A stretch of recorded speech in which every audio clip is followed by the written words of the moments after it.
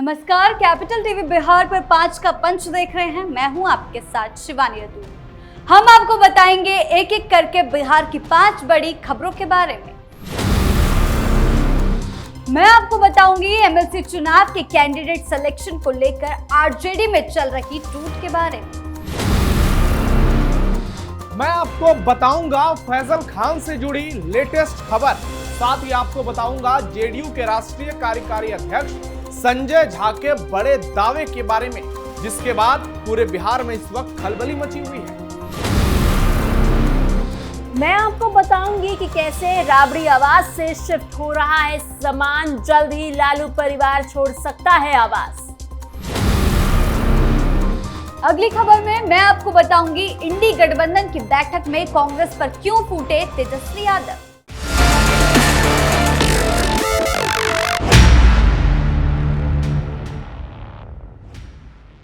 खबरों में सबसे पहले बात बिहार विधान परिषद चुनाव के कैंडिडेट सिलेक्शन को लेकर आरजेडी में रस्साकसी की। विधान परिषद चुनाव में प्रत्याशी नहीं बनाए जाने के बाद शिवचंद्र राम ने कैमरे के सामने बिलक बिलक कर राजद से इस्तीफे का ऐलान किया। शिवचंद्र राम का नाम राजद के एमएलसी उम्मीदवार की रेस में था, लेकिन नामांकन के अंतिम दिन यानी कि सोमवार को राबड़ी देवी के मुंह बोले भाई सुनील सिंह ने राजद उम्मीदवार के तौर पर पर्चा भर दिया। इसके बाद सबसे पहले लालू यादव की बेटी रोहिणी आचार्य ने एक्स पर तेजस्वी यादव और सुनील सिंह पर अपनी भड़ास निकाली और अब लालू के बड़े बेटे तेज प्रताप यादव ने भी शिवचंद्र राम का समर्थन किया। तेज प्रताप ने अपनी प्रतिक्रिया में एक्स पर लिखा है कि शिवचंद्र राम के योगदान की अनदेखी की गई और उनका सम्मान होना चाहिए था, लेकिन हुआ नहीं। तेज प्रताप ने कहा कि शिवचंद्र राम के साथ गलत व्यवहार किया गया। तेज ने एक्स पर लिखा, शिवचंद्र राम का पार्टी पद से इस्तीफा देना बेहद दुखद है, पीड़ादायक है। इस कठिन समय में मैं उनके साथ खड़ा हूँ। जनशक्ति जनता दल भी उनके साथ अपनी एकजुटता और समर्थन व्यक्त करता है। उनके संघर्ष, समर्पण और सम्मान की लड़ाई में हम उनके साथ। बता दें कि विधान परिषद का टिकट नहीं मिलने से नाराज पूर्व विधायक पार्टी के अनुसूचित जाति जनजाति SC ST प्रकोष्ठ के राष्ट्रीय अध्यक्ष शिवचंद्र राम ने सोमवार को पार्टी के सभी पदों से इस्तीफा देने की घोषणा कर दी। इस्तीफे की घोषणा करते समय दलित नेता भावुक होकर रो पड़े और उनके आंखों से आंसू छलक गए। शिवचंद्र राम ने कहा था कि एक पार्टी कार्यकर्ता के रूप में हमेशा अपने नेता के प्रति निष्ठा और समर्पण के साथ काम करता रहा, लेकिन मेरे साथ अन्याय हुआ है। पिछले 3 दिनों से मेरे समाज के लोग पटना के अलग अलग होटलों में एकत्रित हैं। उन्हें मुझे टिकट नहीं मिलने से गहरा आघात पहुंचा है। इसी बीच रोहिणी आचार्य ने भी सुनील सिंह को राजद का एमएलसी उम्मीदवार बनाए जाने पर कड़ी प्रतिक्रिया दी, जिसके कारण आरजेडी के खेमे में टूट फूट साफ नजर आ रही है। पटना फायरिंग मामले में नामजद फैजल खान अब कानूनी लड़ाई को नए स्तर पर ले जाने की तैयारी में है।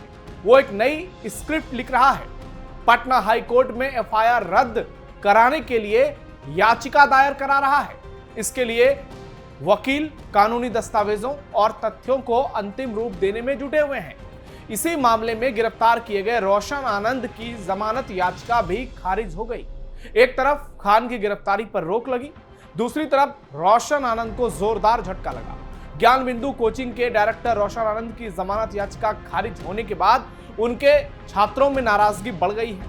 कोर्ट के फैसले के विरोध में छात्रों ने आंदोलन तेज कर दिया है और आक्रोशित छात्रों ने बड़ा ऐलान किया है। रोशन आनंद की रिहाई की मांग को लेकर पटना में आक्रोश मार्च निकाला जा रहा है। कई छात्र संगठनों ने प्रदर्शन में शामिल होने की भी बात कही है। लगातार रोशन आनंद की रिहाई की मांग चल रही है। पटना में प्रदर्शन हो रहे हैं, सोशल मीडिया पर कैंपेन चलाया जा रहा है। दूसरी ओर खान को कोर्ट से बड़ी राहत मिल गई है और गिरफ्तारी पर फिलहाल रोक लगा दी गई है। खान के सुरक्षा गार्डों के मामले में कोर्ट में सुनवाई हुई। सुनवाई के दौरान दोनों पक्षों की दलीलें रखी गई, जिसके बाद कोर्ट ने मामले की अगली सुनवाई 12 तारीख यानी 12 जून को निर्धारित की है। यानी अब 12 जून को ही पता चलेगा कि इस केस में क्या नया मोड़ सामने आएगा। गौरतलब है कि फायरिंग मामले में खान के दोनों निजी सुरक्षा गार्ड पहले से न्यायिक हिरासत में हैं। मामले की जांच और कानूनी प्रक्रिया जारी है। कोर्ट की अगली सुनवाई पर सभी पक्षों की नजरें टिकी हुई हैं, जहां मामले में आगे की दिशा और दशा तय होगी। लेकिन सवाल यही है, खान इतना ही पाक और ईमानदार है तो फिर झूठ बोलकर फरार क्यों है? पटना में 10 सर्कुलर रोड स्थित पूर्व मुख्यमंत्री राबड़ी देवी के सरकारी आवास को लेकर राजनीतिक हलचल तेज हो गई है। सूत्रों के मुताबिक इस आवास से सामान शिफ्टिंग का काम तेजी से जारी है और अधिकांश सामान पहले ही गोला रोड स्थित गौशाला परिसर में पहुंचाया जा चुका है। इसके बाद ये चर्चा और तेज हो गई है कि राबड़ी देवी जल्द ही ये सरकारी आवास खाली कर सकती है। बताया जा रहा है कि आवास के बाहर अभी भी बड़ी संख्या में राष्ट्रीय जनता दल के कार्यकर्ता मौजूद हैं और लगातार सरकार के खिलाफ नारेबाजी भी कर रहे हैं। सुरक्षा व्यवस्था को देखते हुए पुलिस बल को आवास से कुछ दूरी पर तैनात किया गया है ताकि किसी भी तरह की अप्रिय स्थिति से बचा जा सके। आरजेडी सुप्रीमो लालू प्रसाद यादव, नेता प्रतिपक्ष तेजस्वी यादव और सांसद मीसा भारती के आज पटना पहुंचने की संभावनाएं भी हैं।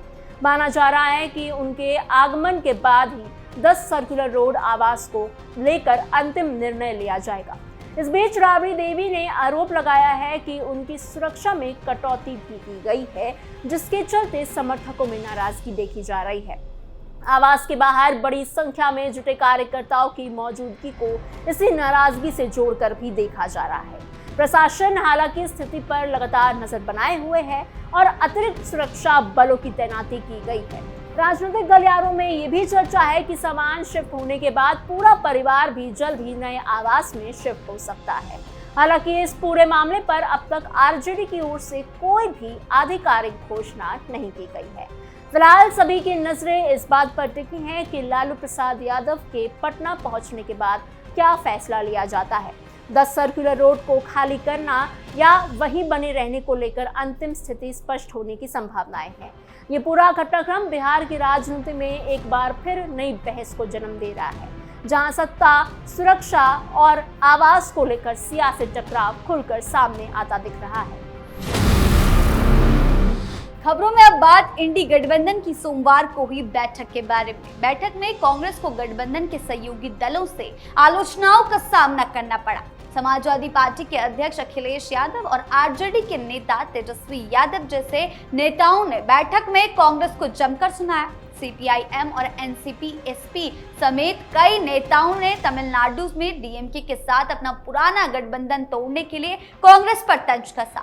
बैठक के बाद कांग्रेस अध्यक्ष मल्लिकार्जुन खड़गे ने लोकसभा के नेता प्रतिपक्ष राहुल गांधी और ममता बनर्जी के साथ मिलकर घोषणा की कि वो चुनावी गड़बड़ियों के आरोप पर सीजेआई को पत्र लिखेंगे। आगे अखिलेश ने कहा कि क्षेत्रीय दलों को यह कहने में कोई हिचकिचाहट नहीं होती कि वो कांग्रेस के साथ गठबंधन में है, लेकिन राष्ट्रीय पार्टी कांग्रेस कभी ऐसा नहीं करती। यही बात तेजस्वी ने भी दोहराई। साथ ही साथ उन्होंने डीएमके के साथ गठबंधन तोड़ने के लिए कांग्रेस की आलोचना की। बाद में एनसीपी एसपी की सांसद सुप्रिया सुले और सीपीआईएम के जॉन ब्रिटास भी इस बात का समर्थन करते नजर आए। तेजस्वी यादव ने भी समर्थन किया। गठबंधन की संस्थापक सदस्य डीएमके ने ये साफ कर दिया कि वो कांग्रेस के साथ मनसाजन नहीं करेगी और बैठक में वो शामिल नहीं हुए, जिसको लेकर तमाम सहयोगी दल उनसे नजर आए। बैठक में तेजस्वी से लेकर तमाम विपक्षी नेता कांग्रेस से नाराज नजर आए।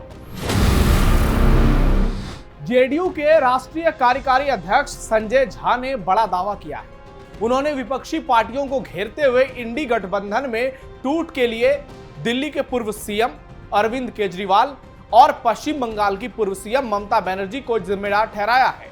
उन्होंने कहा है कि नीतीश कुमार सभी को एक प्लेटफॉर्म पर लेकर आए थे, लेकिन इलेक्शन में जाने को लेकर जब इसके सहयोगी दलों के बीच एकजुटता नजर नहीं आई और ना ही कोई विजन दिखा तो अलग होने का डिसीजन किया गया। जब उनसे पूछा गया कि इंडी ब्लॉक की पहली बैठक पटना में नीतीश जी के घर में 2023 में हुई थी, कुछ समय बाद वो बाहर क्यों हो गए, इस पर जेडीयू के राष्ट्रीय कार्यकारी अध्यक्ष संजय झा ने कहा, 2 आदमी ने इस इंडी गठबंधन को खत्म कर दिया और वो 2 आदमी ममता बनर्जी और अरविंद केजरीवाल हैं, जिसके चलते सारी प्लानिंग ध्वस्त हो गई। उन्होंने कहा कि इंडी ब्लॉक में एक सहमति बन गई थी। मैं ये नहीं कह रहा हूं कि नीतीश कुमार कोई पीएम पद के लिए उम्मीदवार प्रोजेक्ट हो गए थे, लेकिन एक सहमति तो बन ही गई थी। इसके बावजूद मीटिंग में इन दोनों ने कहा था कि एक दलित कन्वीनर होना चाहिए, मल्लिकार्जुन खड़गे साहब को होना चाहिए। ये बोलकर उन्होंने कांग्रेस को भी बैकफुट पर डाल दिया। राजनीति में वो लोग आज कहां हैं ये सबके सामने है। इंडियन एक्सप्रेस से बातचीत के दौरान संजय झा ने कहा कि नीतीश जी को कन्वीनर बनना था, ये बात बिल्कुल नहीं थी। इस अलायंस को लेकर उनकी अपनी एक क्रेडिबिलिटी थी। वो हर जगह घूम रहे थे, दूसरे नेताओं से बात कर रहे थे, सभी को एक प्लेटफॉर्म पर लेकर आए, लेकिन मीटिंग में उस तरह की बात बोलने से कांग्रेस बैकफुट पर चली गई और सबने देखा उस गठबंधन का क्या हाल हुआ। वहीं संजय झा ने कहा है कि बिहार में सरकार बहुत शानदार तरीके से काम कर रही है। सम्राट चौधरी की अगुवाई और नीतीश कुमार के मार्गदर्शन में एनडीए सरकार लगातार अपने वादे को पूरा करने में लगी हुई है।